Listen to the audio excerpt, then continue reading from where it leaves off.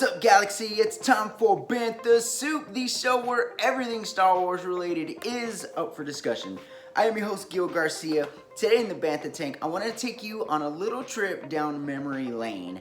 Now, growing up, I was definitely a Toys R Us kid. I went to Toys R Us for big occasions, right? If I got a good report card, if it was a birthday, something big to celebrate warranted a trip to Toys R Us. And usually it was for something good, not just a figure. Man, this time I'm getting a vehicle, maybe a small playset, something like that, right? I can vividly remember getting the Power of the Force 2 Millennium Falcon.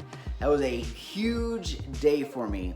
It was landmark in my opinion. The first Falcon that I ever owned. It's a playset, it's a vehicle. I still have it. It's actually hanging right above my head right here. One of my all-time favorite pieces. We had so much fun playing with that thing growing up. What I remember, just getting that huge box in the back seat of the car. You know, I'm looking at all the pictures, the cover art, all that cool stuff. My excitement was just through the roof. Can't wait to get this box opened up. But I couldn't, right? Because there's assembly required, there's stickers, there's pieces. My parents did not want me opening up that thing and starting to lose pieces all over the car, right? So one thing that always held my appetite over, just for a little bit to get, you know, that short ride home seemed like an eternity for a young kid just full of excitement with this brand new vehicle, playset, whatever, was this Kenner's Action Hits book. Now, this book just means so much to me. I was going through some boxes the other day and I came across this book and it just, man, a tidal wave of memories, you know, overflowed in my head.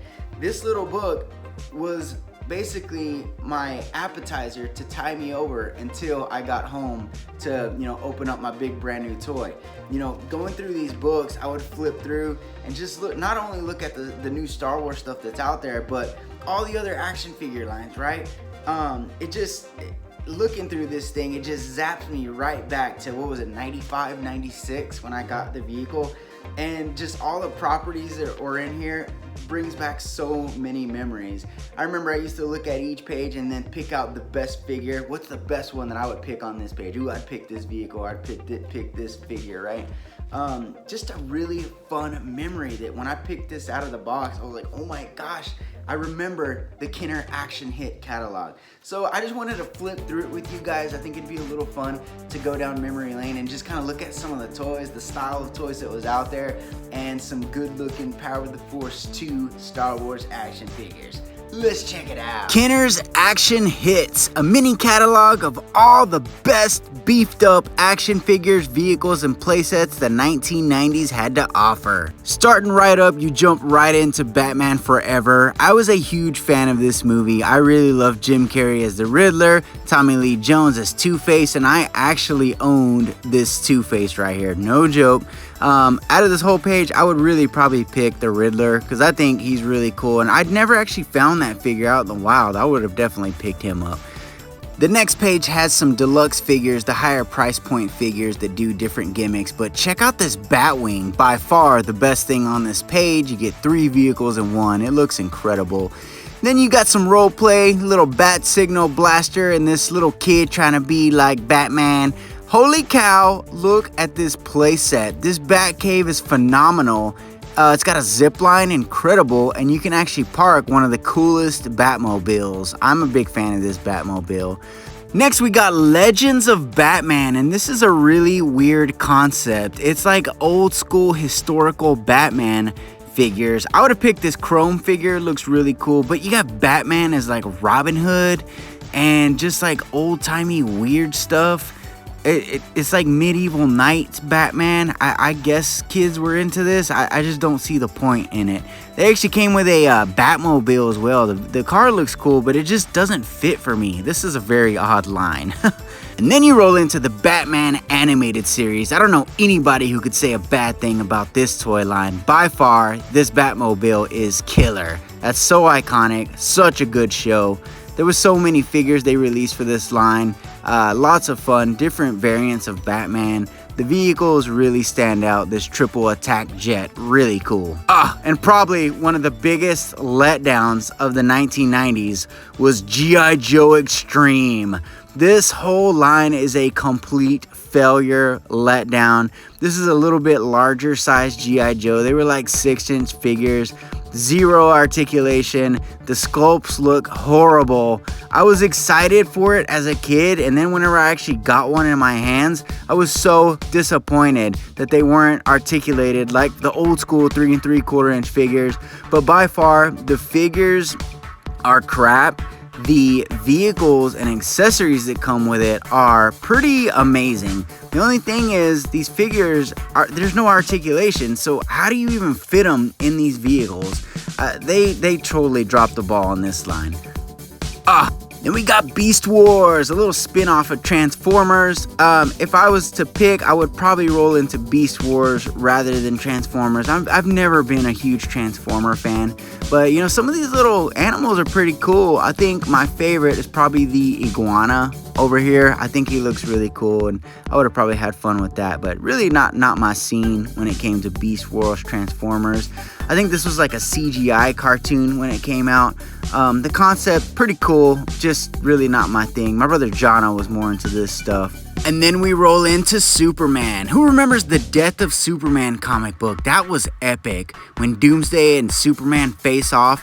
I think what happened is Superman dies, and then all these imposter Supermen show up, like Man of Steel and this Wonder Boy guy and all this stuff. But by far, the Doomsday Superman storyline was amazing. And you can just see the bulked up superhero look definitely carried through in a lot of the 1990s toy lines. The big standout for me is that Kryptonite battle suit. That thing looks really cool. I just don't get why, you know, Superman would ever need vehicles. Why would Superman need a motorcycle or a car? I guess this is Clark Kent's car. But, I mean, yeah, I think they're reaching there. Star Wars, nothing but Star Wars. This is what my life was about in 1995. These figures look pretty crazy ridiculous, but oh my gosh, they have such a soft spot in my heart. That Obi-Wan was one of my favorites. I really love the feeling when I got that pilot Luke, Boba Fett, of course. There's the Millennium Falcon, an original mold, the Land Speeder, the X-Wing, the TIE Fighter, all original molds from the Kenner glory days. I have so many great things to say about this. You can hate on it all you want, but Power of the Force 2 was legendary. It's what started my whole collecting hobby. I have so many great memories with this toy line, and it's honestly made me the man I am today. And then we jump into The Mask. Me and my wife actually just watched this movie. This toy line is ridiculous, but so fun. Look at this Milo. It looks really cool with his teeth. There's so many Mask figures, and they made a figure based off of the little scenes that he does in the movie. There's the Dorian figure. There's the Mask swallowing the bomb. There's a Mask baking the clock. There's Mask with the French guy, and there's the dog mask, and then there's the Tommy gun mask, and then they got the tailpipe mask, and then there's the original mask that comes with a Milo, and almost all the Mask figures came with a Milo, so that's pretty cool. Gargoyles was a great show. I remember Gargoyles. That was an after-school show that was on like that Fox little TV spot. I think these toys are really great. I was very interested in them. I just never really got into it. I was just knee-deep in Star Wars at the time. But looking at it, I mean, shoot, it looks really neat. The Gargoyles have a really great sculpt. There's cool accessories to go with them. They have pretty much every figure that was in the cartoon they made a toy of. The vehicles look really great. I love that Goliath guy with his wings, and I had no idea they made a castle playset for Gargoyles. Super cool. I never saw this in person, but it looks like a really cool piece. Really complete line. Then you got the toddler stuff. I pretty much just skip over that.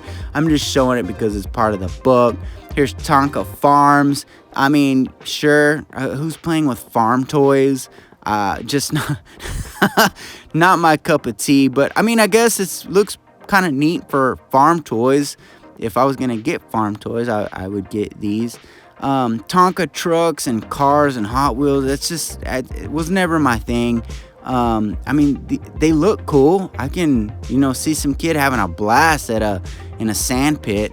If I were to pick anything, this rescue helicopter, that's sick. I would fit that in right with my G.I. Joes. You know what I'm talking about? Look at that little rescue bed and the little zip line rope. Very cool. I had a few RC cars in the day, but again, I'm just not about the automotive. I'm not a car guy at all. So never picked those up. Nerf, I always thought was cool. I just never bought them. They were a little bit too expensive for me. If I was gonna drop some money on something, I'm going the Star Wars all day. I don't know if I ever owned a Nerf gun in my life. They're cool now. I can see the fun value out of them, and having a little Nerf battle. But yeah, just was never my thing. Action figure guy. Some sports equipment. The footballs are pretty cool. Some Nickelodeon stuff. Nerf brain. I'd probably pick that or the basketball goal on this page. Thank you guys so much for taking this little trip with me down memory lane. Kenner Action Hits is such an obscure little book, but flipping through this thing takes me right back to being a kid, and that was really one of the best times of my life. The action figures and toys are a little bit ridiculous and crazy, and sculpts are outrageous, but I would not have it any other way. Such a fun time in my life, and I wouldn't change it for the world. Thank you so much for watching. If you like what you see, we would really appreciate a like on our video. And while you're at it, go ahead and subscribe on YouTube to stay up to date on everything Bantha Suit. We do reviews, we build customs, we talk about everything Star Wars. Galaxy, thank you so much for watching. My name is Gil, and this is Bantha Suit.